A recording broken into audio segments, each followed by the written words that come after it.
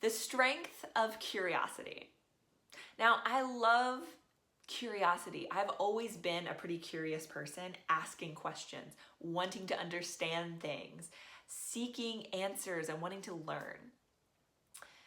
And some people are more naturally curious than others, but we can all cultivate curiosity. And curiosity and creativity are very closely intertwined. There's like a Venn diagram, they're just like overlaps, right?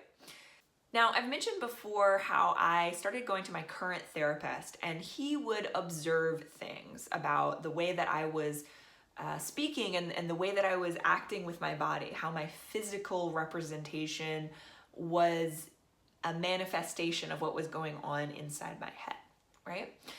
And another thing that he does, and another thing that a lot of therapists and psychologists use, is open-ended questions.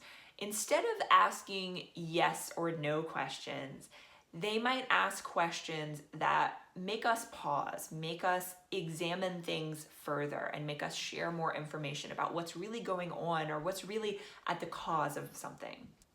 Now, curiosity and creativity do have a lot in common. I've actually had the chance to study some of the science of creativity and how to practice deliberate creativity, how to be purposeful and more creative and do it on purpose with intention. There's an organization called the Creative Education Foundation, and they have an annual conference called CPSI, which is short for the Creative Problem Solving Institute. I got involved with this organization and this conference a few years ago, and last year I was the MC of the conference. And one of the things that is most interesting to me is within their framework of the creative problem solving process, there is something called divergent and convergent thinking. So divergent thinking is where we brainstorm, where we generate a lot of ideas, where we ask a lot of questions and just come up with like all these things, right? And then we converge and decide, okay, these are the most interesting or useful out of those ideas, right? Like we kind of narrow it back in. But during the divergent thinking part, we often ask a lot of questions, especially during the first part of the creative problem solving process, which is clarify. We definitely ask a lot of questions then. So the reason it's important to clarify is because you want to understand what problem you're trying to solve.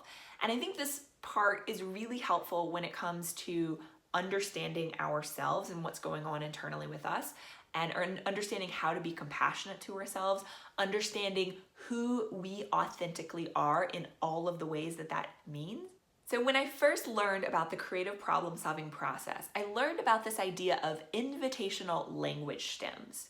So these are certain types of ways to frame questions that are more open-ended. Instead of asking ourselves or asking somebody else yes or no questions, or questions that just warrant a very simple little answer, they're questions that make us dig deeper. And so this is really helpful for exploring your own creative process and learning to be more deliberately creative, but it will also help you dig deeper into what's going on emotionally with you too. So here are some examples of invitational language stems that you can try out. How to? How might I? In what ways might we? It would be great if. What I see us doing is. And there's plenty more invitational language stems than this. But you can see how framing questions in certain ways will allow you to have more open-ended answers, dig deeper, and think further.